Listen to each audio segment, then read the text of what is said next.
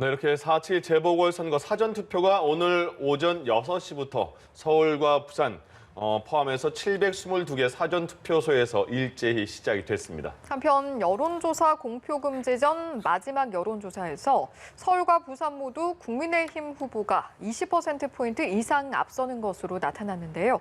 관련 내용을 포함한 정치권 이슈들 최창렬 용인대 교양학부 교수, 김형준 명지대 교수와 함께 짚어보도록 하겠습니다. 네, 두 분 어서 오십시오. 안녕하십니까. 예. 여야 모두 사전투표를 독려하고 있는 상황인데 그 속 풀이는 좀 다른 것 같거든요. 왜 이렇게 여야 모두 일단 사전투표를 비중을 많이 두는 이유가 뭘까요? 또 사전투표 투표율이 높으면 젊은 사람들이 투표장에 많이 간다 뭐 이런 좀 통설 같은 게 있었거든요. 게다가 대체로 진보층의 젊은층이 많다라는 것 때문에 대개 지금 여권이 사전투표에 많은 기대를 걸어왔던 건데 예. 이번 선거의 양상이 뭐 앞으로 어떻게 진행될지 모르겠습니다만 2030 이른바 젊은 세대가 여권보다 야권의 지지율이 높다는 통계가 많이 있어요, 지금 여론조사들이. 네. 그러다 보니까 야권에서도 사전투표율을 독려하는 이런 상황이 온 거죠. 그러니까 지난해 총선 같은 경우가 또 사전투표율에 여권 지지자가 많이 나왔어요. 지난해 총선. 예. 게다가 또 강경 보수 일각에서 지난해 총선이 또 부정선거다 이러면서 사전투표율에 문제를 제기하고 있었는데 이번에는 전혀 양상이 다른 겁니다. 네. 바로 그게 이제 2030 젊은 세대들이 야권 지지율이 높은 여론조사 때문에 그런 게 아니냐 이렇게 보여집니다. 네. 얼마 정도 투표율은 나올 것 같아요? 글쎄요, 지금 사전투표가 2014년도부터 시작이 됐는데 그 당시 11.49% 정도 됐는데 쭉 계속 사전투표율이 올라오고 있어요. 지난 21대 국회의원 선거가 26.69%였거든요. 그리고 지난 2018년도 지방선거 때가 20% 정도 됐고 2017년도 19대 대선도 26%. 이번에 사전투표율이 좀 높긴 높을 것 같아요. 한 20% 정도 되지 않을까라고 보여지긴 합니다. 일단. 네. 네. 예전과는 다르게 여야가 이번 사전투표에 대한 타겟층이 달라진 것 같아요. 실제로 보면은 이제 왜 사전투표가 중요하냐면은 본선거와 달리 공휴일이 아닙니다. 그렇잖아요. 네. 그러다 보니까 혹시 투표율이 낮을 게 아닐까라고 이제 우려하신 분들이 굉장히 많고요. 그러다 보니까 사전투표율이 높아지면은 투표율이 당연히 높아질 것이다라고 하는 부분들이 있고요. 예. 지금 여권에서는 이제 이른바 이제 샤이 진보라서 숨은 진보와 조직력을 동원한 분들이 이제 사전투표를 많이 할 것이라는 이제 기대를 하고 있는 것이고, 네. 그래서 통상적으로 조사를 해보니까 20대, 30대의 사전투표율이 예전 선거에서는 굉장히 높았어요. 그런데 이번에는 이제 투표 성향을 보니까 20, 30대에서 야당 후보 지지율이 높게 나오다 보니까 네. 지금 이제 야권에서는 당연히 이제 사전 투표를 하라고 독려를 하는 부분들이 있는데 하나 흥미로운 거는 중앙일보하고 입소스를 하는 데서 8월 30, 31일 이틀간 조사를 했는데요. 각각 1,000명을 상대로 조사를 했기 때문에 95% 신뢰 수준에서 표지 오차는 플러스 마이너스 3.1이라는 걸 말씀을 좀 드리는데요. 예. 실제로 보면은 완전히 달라요. 박영선 후보를 지지하는 사람들은 사전 투표를 하겠다는 비율이 49.5%. 그런데 오세훈 후보를 지지하는 사람은 사전투표를 하겠다는 비율이 25.0%밖에 안 됩니다. 예. 마찬가지예요. 부산에서도 마찬가지입니다. 김영춘 후보를 지지하는 사람들은 49.7%, 그리고 박청준 후보를 지지하는 사람들은 27.4%만이 사전투표를 한다고 얘기를 하고 있기 때문에 자, 이런 현상들이 왜 나오느냐. 지난 총선 때 우리 사전투표 논란이 굉장히 많았었잖아요. 그게 영향을 미친 것인지. 그래서 지금 여권에서는 이제 희망이 봐라. 우리 지지층들이 사전투표 많이 하지 않겠느냐 해서 사전투표율이 높아지면 높아질수록 우리한테 유리할 것이다라고 하는 그러한 이제 해석들을 이제 각각 하고 있는데요. 예. 실제로 우리가 투표 연구하는 사람들은 이제 투표를 측정을 할 때 두 가지를 가지고 해요. 반드시 투표하는 사람의 비율이 얼마냐, 선거에 얼마나 관심이 있느냐. 그래서 반드시 투표하면서 이번 선거에 매우 관심이 있다는 사람을 가지고만 딱 뽑아서 보니까 네. 그 비율이 53.5%였거든요. 그러다 보니까 지난 2011년도에는 재보궐선거의 48.6%인데 사전투표율이 도입되고 처음 실시되는 이제 재보궐선거예요. 그래서 예. 한 50%대를 넘으면서 52% 내지 53%가 되지 않겠느냐라고 조심스럽게 지금 전망을 하고 있습니다. 예. 예. 그렇다면 가장 최근에 여론조사에서는 지지율이 어떤 양상을 보였는지 공표 금지 전에 진행된 마지막 여론조사 결과도 저희가 한번 살펴보도록 하겠습니다. 예. 일단 내용을 보니까 국민의힘 오세훈 후보가 민주당 박영선 후보를 모두 오차 범위 밖에서 앞서 나가는 모습이었는데요. 이런 결과는 일단 어떻게 바라보십니까? 저 조사만 그런 게 아니고 어제 이제 방송 3사가 발표한 게 있더라고요. 네. 뉴스 시간에. 그것도 보니까 거의 20%포인트 정도 차이가 나고 있어요. 이제 오늘부터 이제 알 수가 없죠. 선거 날까지. 공표가 안 되니까. 저 이제 지금까지 쭉 선거를 보면 마지막 여론조사, 발표된 여론조사 결과대로 되는 경우가 많았어요. 네. 그런 이제 과거의 경험칙에 따르면 오세훈 후보가 상당히 유리할 수가 있겠죠. 며칠 안 남았습니다만 지금 투표율이 지금 다 설명하신 것처럼 결국은 이제 투표자들, 지지하는 투표자가 투표장에 가서 찍어야지 그게 표로 되는 거 아니겠어요? 지지율 자체만은 의미가 없는 거란 말이죠. 그러나 어쨌든 전반적인 여론조사 결과는 지금 오세훈 후보가 좀 압도적으로 유리하게 나와요. 지금 보시다시피. 결국 이제 조직표가 얼마나 작동되느냐, 민주당에. 그러니까 투표율이 만약에 낮다면, 유권자 수가 좀 적다면은 조직력이 좀 위세를 발휘할 수가 있죠. 지금 서울시의 국회의원도 그렇고, 구청장도 그렇고, 서울시 의원이나 구의원도 그렇고 민주당이 압도적으로 많아요. 그렇다면 조직력이 발휘가 된다면 상황을 뒤집을 수가 있을 거예요. 근데 전 예상보다 이번 선거가 투표율이 좀 높을 것 같아요. 그렇다면 유권자 수가 많아지면은 조직력 가지고 선거를 좌우하기는 좀 현실적으로 좀 어렵거든요. 예. 근데 어떤 식으로 할지는 잘 모르겠어요. 어쨌든 간에 부인할 수 없는 것은 어느 진영에서 봐도 이번 선거가 정권 심판론의 프레임이 굉장히 강하게 작동하는 선거거든요.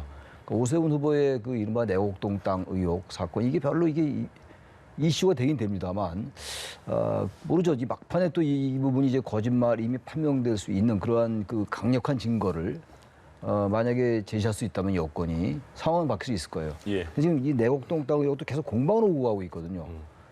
며칠 전에 그 2차 토론회도 봤는데, 박영선 후보가 굉장히 강하게 공세적으로 나오는데 오세훈 후보의 방어도 만만치 않은 것 같아요. 다시 말하면 이쪽 여권에서 제시하는 그 근거도 결정적 근거가 좀 약한 것 같고 야권의 방어도 명확한 해명이 아니에요. 네. 이런 쪽이 양쪽이 이렇게 되다 보니까 유권자들이 보기에는 양쪽이 다 자기 주장을 하는 것이구나 이렇게 느낄 수가 있습니다.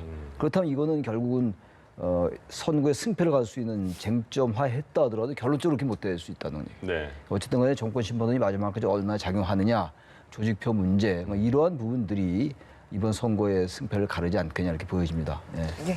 지지율이 이렇게 차이가 좀처럼 줄어들지 않잖아요. 선거 막판까지 가는데 네네. 이유는 뭘까요? 여러 가지 이유가 있는데 이번 선거에서는 이제 우리가 보통 프레임이라는 싸움을 많이 한다고 얘기하는데 정권 심판 프레임이 적폐청산 프레임보다는 훨씬 강하게 작동이 되고 있다는 게 가장 첫 번째 이유고요. 예. 두 번째 이유는 대통령 국정 운영 지지도가 굉장히 급락하고 있는 상황 속에서 결국은 보통 여당 같은 경우는 대통령 지지도에 따라서 영향을 받는 경우가 굉장히 많은데요. 이런 네. 부분들이 좀 있고 마지막으로는 지금 박영선 후보한테는 굉장히 불리한 악재들이 자꾸만 노출되는 부분들이 좀 있어요. 그러니까 뭐 예를 들어서 박원순 전 시장에 대한 뭐 재평가를 해야 된다라든지 네. 아니면은 뭐 빨간색에다 투표하면은 탐욕에 대해서 투표를 한 거라든지 아니면 뭐 김상조 전 청와대 정책실장이 표란간 우리가 얘기하는 전셋값을 네. 이틀 전에 올렸대. 이게 굉장히 큰 악재들이 막 나오다 보니까 이런 경우가 나오는데요. 저희들이 이제 선거 끝나고 여론조사를 해보면 선생님께서는 언제 투표할 걸 결정하셨습니까? 물어보면 예. 당일날 했다는 사람들이 한 15% 나와요. 조금 전에 얘기한 그 여론조사에서도 D-5일 전에 조사를 한 건데 결국은 결정을 했다 하는 사람이 75% 정도 되고요. 예. 결정하지 못했다는 사람이 25%예요. 그러니까 아직까지 4명 중에 1명은 결정하지 못한 거예요. 그러다 보니까 저렇게 이제 크게 조사 결과에 20%포인트 이상 높게 나온다고 한다면 우리가 선거 용어로 얘기하면 우세자 편승 효과, 이른바 밴드웨건 효과가 굉장히 강하게 작동되기 때문에 또 D-5 이후에는 이제 우리가 발표를 못해. 깜깜이 선거가 되니까 네.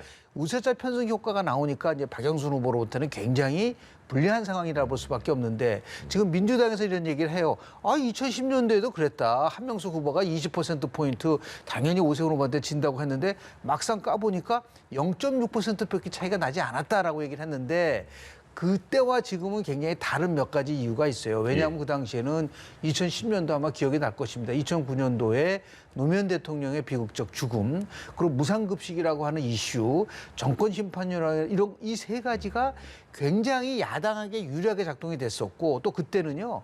유선 방식을 통해서 여론조사를 했기 때문에 지금은 안심전화 방식 해서 하기 때문에 상당히 조사 방식이 좀 다르다. 이런 걸 통해서 본다고 한다면 20%포인트 이상 차이가 난다는 것은 박영선 후보가 굉장히 불리한 나름대로의 좀 여건이 지금 형성되고 있다라는 말씀 좀 드리고 싶습니다. 지금 이런 상황에서 그렇겠죠. 그 이낙연 선대위원장도 대국민 사과를 했고요. 그 바로 이어서 또 다음날 김태년 그 대표 권한대행도 성명서를 내면서 사과를 했거든요. 이렇게 낮은 자세로 가는 어떤 그 이유도 있을 텐데요. 우리가 지고 있으니까 네. 게다가 지금 민주당에 대한 그 지지도가 많이 떨어져 있잖아요. 지금 국민의힘과 큰 차이는 안 납니다. 어떤 경우는 뭐 국민의힘보다 높게 나오는 경우도 있고, 그러나 과거래야 뭐 한 달여 전이에요. 그때만 해도 국민의힘보다 죄송합니다. 민주당이 좀 압도적으로 높았죠. 특히 이제 문재인 대통령에 대한 국정수행 지지도가 지금 30% 초반대로 많이 떨어졌잖아요. 이런 점들 때문에 이제 이 선거가 대단히 어렵게 되겠구나라는 그런 의식을 하는 거죠. 예.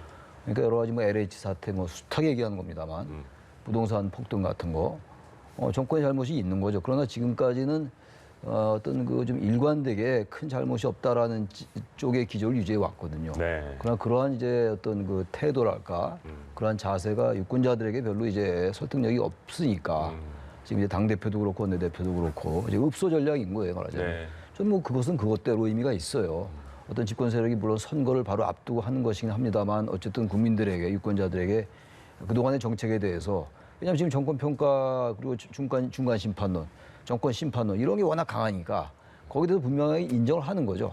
인정을 하지 않고 우리가 앞으로 잘하겠습니다라고 얘기하는 것보다는 인정을 하고 네. 실패를 자인하면서 성찰하겠다, 반성하겠다라고 얘기하는 거니까 전 일정 부분 이제 그 의미는 있을 것 같아요. 단지 그러나 이런 읍소나 사과, 반성 이런 것들이 좀 시기가 좀 빨랐으면 어땠을까 그런 아쉬움은 분명히 있다고 생각합니다. 그러면 지금 이런 사과들이 아직 정하지 못한 유권자들의 마음을 어느 정도 움직일 수 있는 그런 상황인 건가요? 뭐 그럴 가능성도 뭐 전혀 배제할 수 없죠. 지금 중도층 앞서 김 교수님 말씀처럼 선거를 이제 일주일 앞두고도 거의 반 정도가 결정 못한 경우도 있고 선거 사흘 전에도 결정 못한 유권자가 꽤 많아요. 그렇다면 그런 유권자들은 이제 확고한 지지층들은 아닌 거예요, 말하자면. 이른바 이제 우리가 흔히 선거에서 얘기하는 집토끼들은 아닌 거죠. 네. 좀 중도층. 게다가 민주당을 지지하되 좀 소극적으로 지지했던 소극적 지지층이 중도층으로 가면서 이 중도층의 마음이 많이 이반됐다고 보는 게 정설이잖아요, 지금. 그러니까 그런 유권자들의 마음을 다시 되돌릴 수 있는 가능성은 조금은 남아 있어요.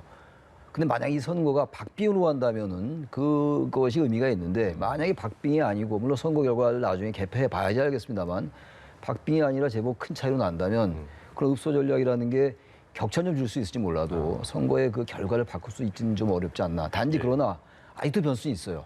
게다가 또 지금 이른바 샤이 진보에 대해서 여러 의견이 있습니다만 아직 의견을 표시 못하는 유권자도 있을 수가 있기 때문에 분명히 여론조사는 20% 차이가 난다 하더라도 여러 가지 불리한 것만은 분명합니다. 여건에. 그럼에도 불구하고 읍소 전략이라든지 또 더 잘하겠다라는 이런 것들이 표차를 줄이고 또 그야말로 투표율이 낮아지면서 의외로 낮아지면서 조직표가 발동이 된다면 의외의 결과가 나올 수 있다. 그러면 일단 그건 뭐 지켜보는 수밖에 없다고 생각합니다.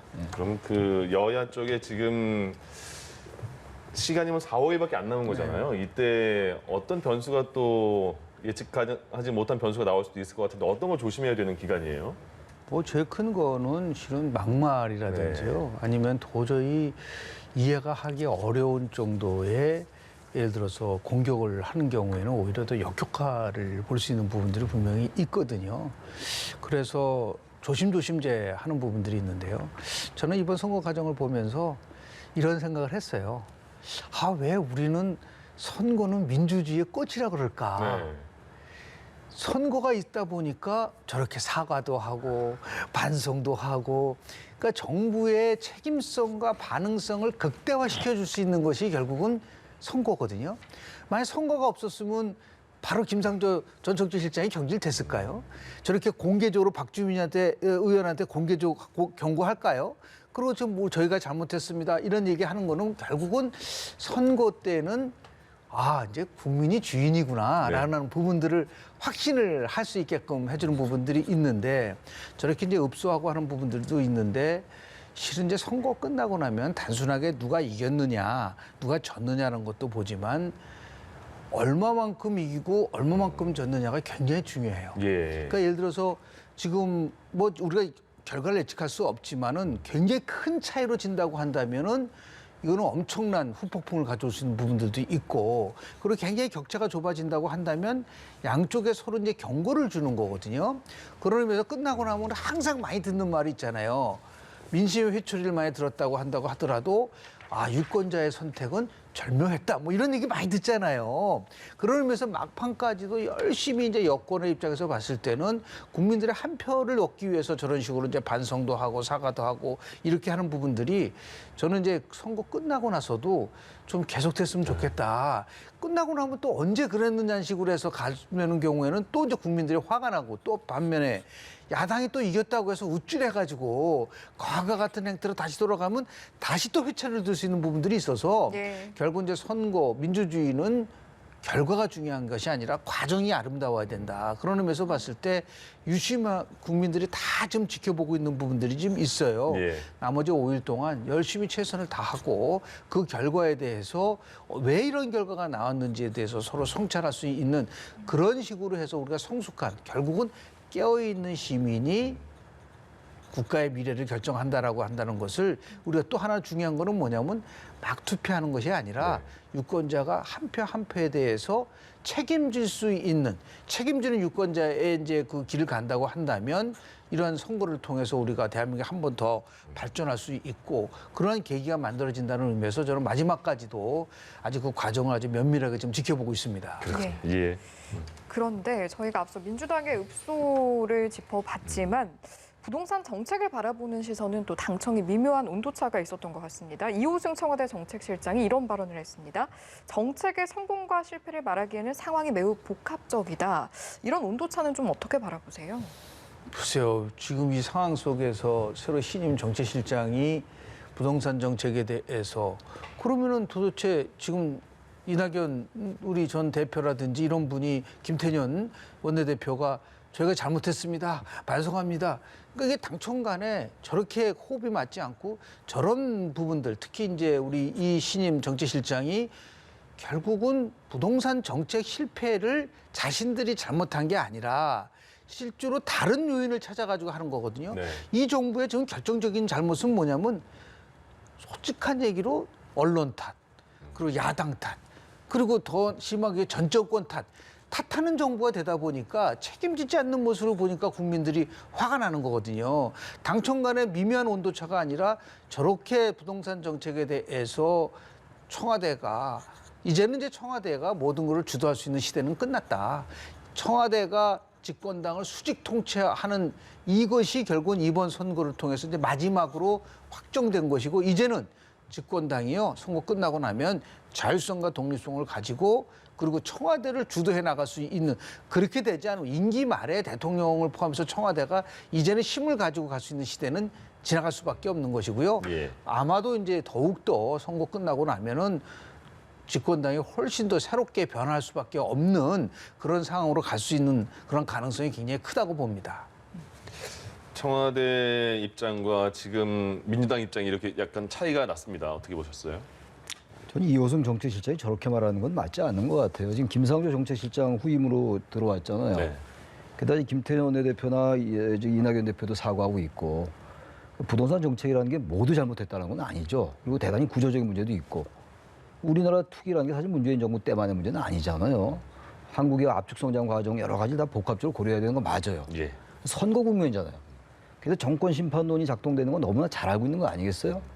그럼 사과로 하는 게 맞는 거죠. 저렇게 애매하게 얘기하는 건 선거니까 역시 선거 전략적인 측면을 고려 안 하면 안 돼요. 아무리 청와대 실장이라 하더라도. 같은 여권 아닙니까? 근데 지금 저렇게 다들 사과하고 읍소 전략하고 정말 잘못했습니다. 한 번만 더 기회를 주십시오라고 얘기하는데 성공과 실패를 얘기하기는 대단히 복합적이다는 얘기는 너무 애매하고 모호해요. 예. 사과가 아닌 거죠. 그러니까 뭐 지금 집권당이 선거를 치르고 있는데 집권당의 그 지도부의 얘기가 무색하게 되고 말았잖아요. 어떻게든 국민의 그 마음에 다가가려 하는 거잖아요, 지금. 근데 지금 청와대 정책실장은 바로 이런 그 전임 정책실장이 어쨌든 그 임대차 3법 통과되기 전에 좀 도덕적으로 문제가 될 수 있는 그러한 그 월세 전세 인상 때문에 그렇게 된 거란 말이에요, 지금. 네. 박주미 의원도 그렇고 뭐 이제 조홍천 의원도 얘기도 나오는데 여권의 핵심 인사들이란 말이죠. 그렇다면 정책실장이 후임이 들어와서 잘못했다고 더 한번 고개를 낮추고 그러나 우리 열심히 하려 했는데 이렇게 부동산 가격이 올랐다. 죄송합니다라고 해야지 되는 것이지 복합적이다라고 하면 어떡합니까? 왜 그러냐면요. 민주당이 잘한 거 굉장히 많아요. 예. 왜 없겠어요? 열심히 하려 했지. 선의도 인정하고. 그러나 그게 자꾸 부작용이 나타났던 거 아닙니까? 부작용이 나타났는데 거기에 대해서 인정하지 않고 자꾸 아전인수로 해석을 하고 그건 야당도 마찬가지인데 야당은 집권 세력이 아니기 때문에 우리가 얘기를 안 하는 거예요. 그들이 뭘 잘해서가 아니라. 정치 수단은 여권이 가지고 있는 것이니까 여권을 더 비판하는 거거든요. 예. 그걸 있는 그대로 받아들여야 돼요. 자꾸 국민들이 정권 심판을 얘기하는 이유가 또 민주당을 지지했던 제가 아까 말씀드린 것처럼 민주당을 지지했던 유권자들이 자꾸 돌아섰던 이유는 여러 가지 이유가 있습니다만 그야말로 복합적입니다만 자꾸만 아전인수로 해석하고 내로남불식에 탓하고 이러다 보니까 자꾸만 여론이 돌아섰던 거란 말이에요. 여러 가지 요인이 너무 많죠. 시간이 없으니까 다 말씀 못 드리지만. 예. 근데 지금 정치실장이 처음 이제 취임해가지고 한 얘기가 복합적이었다. 별 문제 없다라고 얘기하게 들리는 거잖아요. 이런 태도는 좀 맞지 않죠. 왜 문제가 없으니까 문제 많죠. 복합적이라는 얘기는 이런 거죠. 얘기라는 게 그게 아다로 어다른 거예요. 네. 이 말 자체는 맞아요. 복합적이죠. 이건 학문적으로 논문 발표하는 게 아니잖아요. 분명한 메시지를 전해야죠. 애매하게 이렇게 할 건 아니다. 특히 선거 전략에서. 그러면서 대단히 아쉬운 점이 있다라고 말씀드리는 겁니다. 예.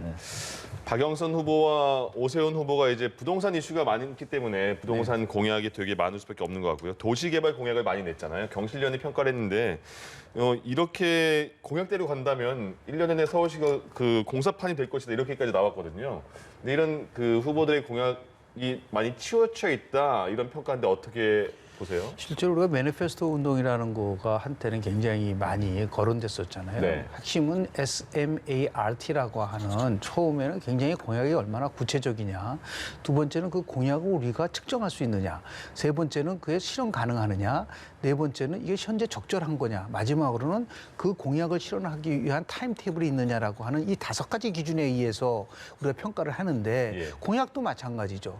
지금 저런 식으로 해서 나왔을 때 과연 임기 내에 실현 가능한지 아니면은 그것에 얼마나 적절한지 이런 걸 가지고 이제 평가를 하는 부분들이 있는데 분명한 것은 두 가지 면에서는 우리가 받아들일 수밖에 없어요. 현 정부가 그동안 25차례의 부동산 정책을 발표했지만은 실패했다는 거는 방향성이 문제가 있다고 한다면 그 방향을 바꾸자라는 거잖아요. 예. 그런 의미에서 재개발이라든지 재건축에 대한 것은 두 후보가 다 공히 약속을 하고 있어요. 다만 어떤 방식으로 할 거냐고 했을 때 좀 차이가 있어요. 예를 들어서 민간 주도용으로 하느냐 예를 들어 공공 주도와 민간 주도를 혼합해서 할 거냐 이런 부분 속에서 있는 차이가 있는 부분들이 분명히 많은데 네. 핵심은 공급 확대를 통해서 집값을 안정시켜야 된다는 것에 대해서 방점을 둬야 되는데 지금 토론 과정 속에서 보면 부동산 정책에는 크게 3가지 면이 있는 거예요. 첫 번째는 집값 안정에 대한 거, 두 번째는 부동산 부패를 막는 거, 세 번째는 자산 양극화를 막는 거 이 3가지인데 저는 두 후보의 토론 과정은 두 번째에만 집중돼 있었던 거예요. 부동산 투기 의혹만 막 얘기를 하다 보니까 집값 안정이라든지 자산 양극화에 대한 문제는 거의 들리지를 않았던 부분들이고 예. 그냥 뭐 공약으로만 얘기를 하다 보니까 체감도가 굉장히 떨어졌다고 저는 봐요. 그래서 여하튼 간에 어떤 후보가 뭐 서울시장이 되든 간에 제일 먼저 지금 조사를 해보더라도 부동산 대책에 대한 것을 좀 만들어 달라는 게 서울 시민들의 강력한 요구다 보니까 이 부분들을 결국은 두 후보가 결국 시민단체든 아니면은 뭐 정부든 그런 서울시가 혼자서 할 수 있는 부분들이 없잖아요. 예. 그러니까 이게 중앙정부와 지방정부가 어떻게 조화를 만들어 나가느냐라는 부분 속에서도 같이 얘기를 나눠줘야 되는데 그냥 공약만 얘기를 하고 그것이 어떻게 실현할 것이라는 구체적인 방식에 대한 것들은 아주 촘촘함이 좀 떨어지고 있는 것은 아닌가라는 생각이 좀 들어서요. 예. 여하튼 선거가 끝나자마자 바로 제1순위를 부동산 정책과 관련된 것을 각 후보들이 조금 치밀하게 그런 의미에서 봤을 때 체감할 수 있는 예. 그러한 나름대로의 구상을 좀 제시했으면 좋겠다는 말씀 좀 드립니다. 이 부동산 저도 한 말씀 드리고 싶은 게 재개발 재건축 완화를 하긴 해야 되는데 지금 뭐 다니다 보면 정말 어떻게 저런 아파트가 또 재건축 안 하고 있나라고 느끼는 거 우리가 있잖아요. 그냥 네. 피부적, 표피적으로 말이죠. 근데 걱정이 되는 게 경실련이 저런 걱정을 했잖아요. 누가 되더라도 공사판이 되겠다. 저도 굉장히 걱정이 많아요. 지금 공급을 늘리는 건 맞는 거죠. 수요 공급의 원칙이라는 게 시장의 기본 원칙이니까. 그동안 이제 정부가 너무 지나치게 수요를 억제하는 쪽에 맞추다가 이제 이 방향을 바꿨어요. 네. 그래서 뭐 저기 3기 신도시 정책도 내놨고 여러 가지 뭐 문제가 있습니다만, 근데 재개발 재건처럼도 그쪽은 또 올라요. 요즘 뭐 보도에 의하면은 좀 안정되는 것 같다. 뭐 안정됐다라는 게 뭐 완전히 떨어졌다는 게 아니라 상승세가 좀 살짝 둔화됐다 뭐 이런 거란 말이죠. 네. 그래도 분위기는 좀 그런 건데, 재건축 재개발로 하면 우리나라 이 지금 현재 부동산 상황상 특히 수도권, 서울 수도권은 지방하고 많이 다르단 말이에요. 엄청나게 오를 것 같아요. 또 아주 쉽게 얘기해서. 공사판도 공사판입니다만 공사판은 항상 공사판이에요. 대한민국의 서울은. 옛날부터. 거의 토목공화국, 서울공화국이 그런 것 같은데, 전부 제가 지금 오세훈 후보나 이 박영수 후보가 얘기할 수 있는 게 일단 이해가 안 가요. 1년 동안 어떻게 다 합니까, 그거를. 그 내년에 지방선거 할 거예요, 또 6월 달에. 중앙정부하고 좋아도 하니까 아까 김 교수님하고 비슷한 얘기예요. 예. 나 도저히 이분들이 표를 얻는 건 좋은데 어떻게 가능하지도 않은 걸 저렇게 얘기를 하냐고요. 무슨 뭐 경부고속도로를 지하하고 또 무슨 오세훈 후보는 엄청나게 짚고 공약에 별로 차이가 없어요. 유권자들은 별로 그거 관심도 안 둬요, 이제. 그 실천하는 수는 별로 없잖아요, 또. 또 중앙정부의 입장하고 또 달라요, 또. 네. 또 박영수 후보 같은 경우 워낙 이제 지지도가 떨어지고 그러니까 중앙정부가 자꾸만 차별화하려고 하고 있고.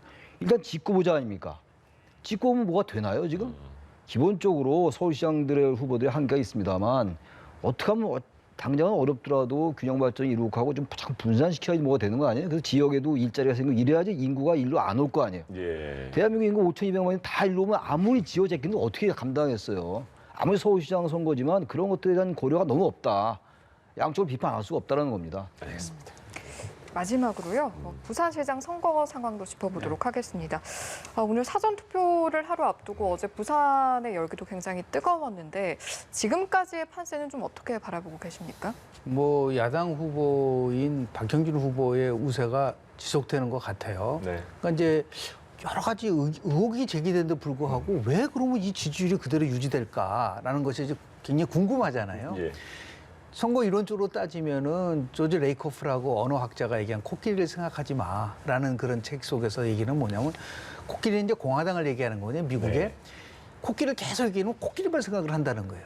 그러니까 LCT 투기혹을 계속 얘기하면 LCT가 생각이 나는 게 아니라 LH가 자꾸만 떠오른다는 거죠. 그러니까 오히려 이것이 결국은 나름대로 이렇게 효과를 주는 것은 아니지 않느냐라는 부분들이 좀 있을 수가 있는 것이고요. 네. 또 이게 지금 문제는 개인에 대한 비리 의혹이 중심이 아니라 이 정권 심판이라고 하는 바람이 워낙 강하게 물고 또 하나는 뭐냐면 이게 1년 2개월이잖아요. 이게 4년짜리가 아니거든요. 그러다 보니까 쉽게 보다는 아주 굉장히 이번에는 좀 뭔가 좀 심판을 해야 되겠다라고 하는 분위기가 굉장히 강하게 불고 있다 보니까 예. 서울이든 부산이든 비슷한 양상이 지금 전개되고 있는 것은 아닌가라는 생각을 좀 합니다. 알겠습니다. 예, 여기까지 오늘은 들어야겠네요. 지금까지 최창렬 용인대 교수, 김형준 명지대 교수 두 분과 함께했습니다. 고맙습니다. 네, 고맙습니다. 고맙습니다.